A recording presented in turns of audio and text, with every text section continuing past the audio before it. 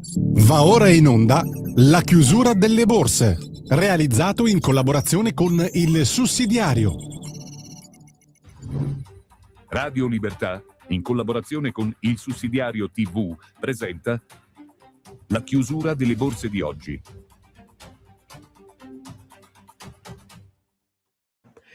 Ben ritrovati con la nostra consueta finestra alla fine della giornata, alla fine delle contrattazioni per vedere come sono andati il mercato italiano e quello europeo. Partiamo con il risultato del FTSE MIB che vede una flessione dell'1,31%, un andamento in generale in negativo per tutti gli indici europei, stessa sorte anche per quello di Parigi, meno 0,98%, Borsa di Madrid che registra un calo ancora più marcato dell'1,53%, praticamente equivalente all'andamento della borsa di Francoforte, meno 1,54%. Borsa di Londra registra una flessione più lieve con un meno 0,15%. Chiudiamo con l'Eurostoxx che vede un segno negativo anch'esso a quota 1,42%.